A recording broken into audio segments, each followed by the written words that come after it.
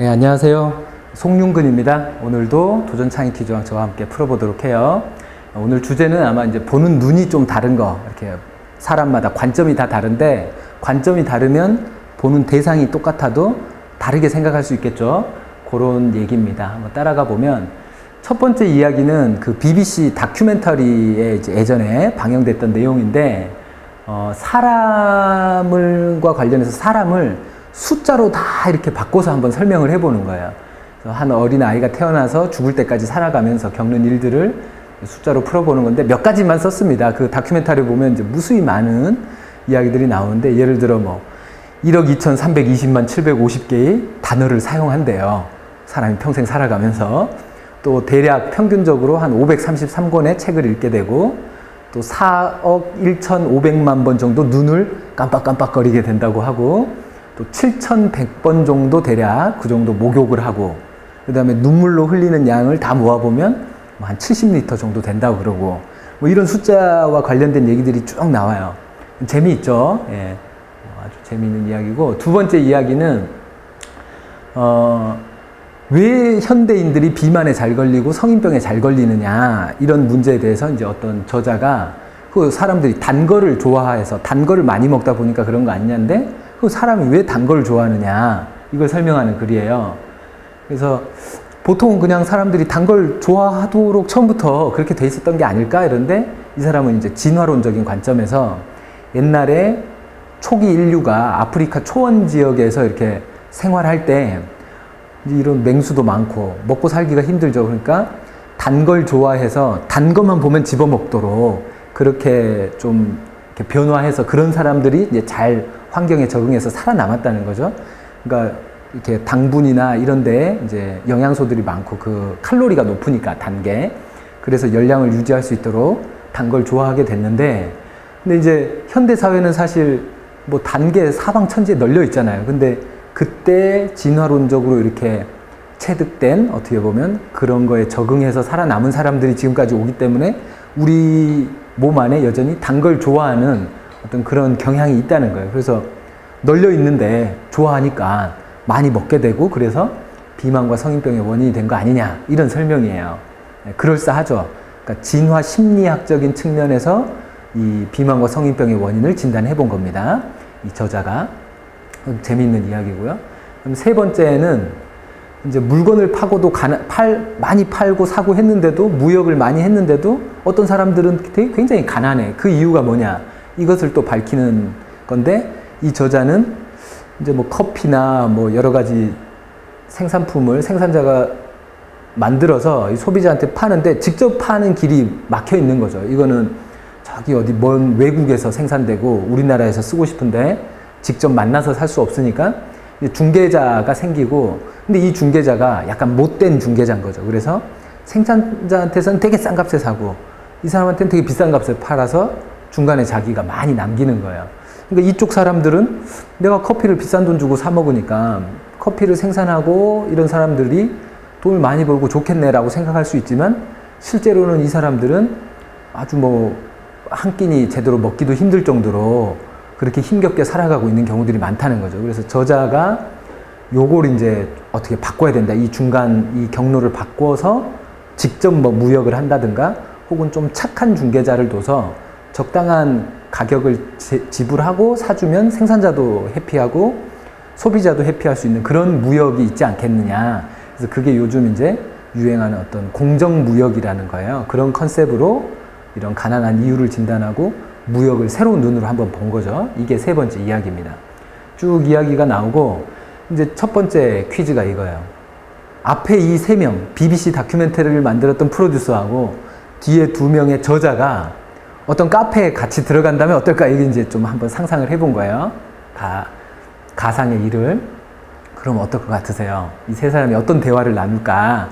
그게 이제 질문인데, 아마 이러지 않을까요? 첫 번째 그 BBC 다큐멘터리 숫자로 풀었던 사람은 카페 들어가자마자 역시 이제 숫자로 보는 거죠. 이 세상을. 의자는 몇 개고, 여기는 창문이 몇 개 있고, 하루에 팔리는 커피는 몇 개나 될 거고, 그러면 가격이 얼마니까, 매출은 얼마고, 막 이런 생각을 하겠죠.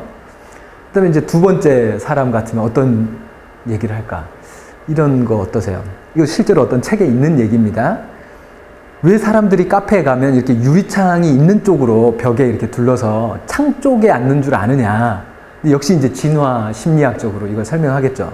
그게 옛날에 초원에 살 때부터 항상 맹수들이 오나 이렇게 경계하는 그런 게 이제 유전적으로 이렇게 전해져 내려와서 카페에 들어가서도 창가 쪽에 잘 보이는 나에게 위험이 오지 않나 살필 수 있는 그런 데 앉는 거야. 이런 식의 이제 설명. 절대 카페에 가서 이런 얘기 하면 안 돼요. 즐거운 대화를 해야 되는데, 그리고 이제 세 번째 사람 같은 경우는, 그렇죠. 이곳에서 팔고 있는 커피가 이게 공정무역을 통해서 제공되는 커피인지, 또 이렇게 중간에서 중간자만 돈을 왕창 버는 그런 커피인지, 그런 걸 또 이렇게 한번 쳐다보겠죠. 그러니까 똑같은 공간, 똑같은 어떤 대상을 보더라도 자신이 바라보는 관점에 따라서 이렇게 매우 좀 다르게 생각할 수 있을 거예요. 그 다음에 이제 세 번째 문제가 좀 정말 여러분의 창의력을 요구하는 문제인데, 이 세 사람이 모여서 뭐 사업을 같이 한다든가 혹은 어떤 일을 같이 하면 어떨까요? 잘 될까요? 이게 이제 궁금점인데, 선생님 생각에 잘 될 것 같아요. 어떻게 하면? 둘이 맨날 앉아서 이렇게 재미없는 얘기만 하지 않고, 첫 번째 사람, 이야기 하나에 등장한 그 사람은 역시 이제 숫자에 강하고 되게 분석적이고, 그죠? 그러니까 이런 사람들은 뭔가 이 회사의 전략을 수립한다든가 수치를 분석해서 지금 우리가 처한 상황을 이렇게 파악하는 그런 일을 맡겨주면 참 잘하겠죠. 자기 적성하고도 맞고. 그 다음에 두 번째 이야기에 나오는 사람은 역시 이제 사람 심리를 잘 파악하는 거잖아요. 그리고 또 사람들이 어떤 행동을 하면 그 행동을 왜 하는지를 정확하게 아는 거죠. 이렇게 뭐 진화 심리학적인 관점에서. 그러니까 고객 심리를 파악하게 한다든가 혹은 어떤 마케팅 전략을 쓰게 한다든가. 예를 들어 인동과 중동에 우리나라 그 가전제품 만드는 모 회사에서 냉장고를 한번 팔았는데, 이 냉장고가 되게 좋은데 품질도 좋고 되게 좋다는 건 다 아는데 잘 안 팔리는 거예요. 그래서 왜 이럴까 이제 고민을 하다가 어떤 사람이 알아낸 거죠. 냉장고에 자물쇠를 달았다. 그랬더니 갑자기 불티나게 팔리기 시작하는 거예요. 그래서 중동인가에서는 왜 그랬냐면, 이게 더운 지역이니까 냉장고 문을 자주 열고 닫으면 안 되잖아요. 그래서 자물쇠를 달아놓는 거예요. 그러면 아무래도 번거로우니까 쓸데없이 열지 않게 되겠죠. 그래서 전기도 아끼고 냉장고도 잘 쓰게 되고, 그래서 잘 팔렸다는 얘기가 있고, 인도 쪽에서는 아무래도 이제 폐지됐다고 하지만 여전히 어떤 계급제도가 있는데, 이제 곳간에는 식량을 저장해두는 창고 곳간에는 자물쇠를 채우잖아요. 남이 못 들어오게. 근데 이 냉장고는 문을 누구나 열 수 있어. 그럼 내 걸 거기다 넣을 수가 없다는 거예요. 좀 의심되기도 하고 이래서. 근데 이제 그런 문화적인 맥락을 이해하고 자물쇠를 딱 걸어 놓으니까 사람들이 냉장고를 많이 사가게 됐다는 그런 얘기도 있거든요. 그러니까 아마도 이런 두 번째 이야기에 나오는 사람에게 그런 것들을 분석하고 전략을 짜도록 해주면 아마 아주 잘하지 않을까. 그다음 세 번째 나온 사람은 우리가 하는 일이나 이 기업이 얼마나 정의롭고 공정한지 잘 아주 객관적으로 따질 거고, 특히 그래서 이 기업을 한다 그러면 예를 들어 뭐 사회적 기업으로 이렇게 오픈하고 성장시키는 그런 데 또 기여할 수 있지 않을까요? 그러니까 사람이 다 각자 능력이 다르고 다 각자 필요한 곳이 있는 거죠. 이게 관점이 다르니까, 생각하는 바가 다르니까 그것들에 맞는 일을 찾으면 매우 잘할 수 있을 것 같아요. 선생님 이렇게 한번 생각을 해봤습니다. 여러분도 이 사람들이 어떤 일을 하면 좋을지도 한번 생각을 해보세요. 이렇게 세 사람이 모이면 어떤 사업을 하면 잘 될까? 이런 것도 생각해보고, 어떤 식으로 일을 하면 셋이서 나눠서 하면 잘 될까? 이런 것도 한번 생각해 보시길 바래요. 오늘 수업은 이제 이 사람이 생각하는 거, 관점에 따라서, 바라보는 것에 따라서 똑같은 걸 보더라도 여러 가지 다른 식으로 생각할 수 있다. 이런 얘기였습니다. 다음에 또 뵙도록 해요.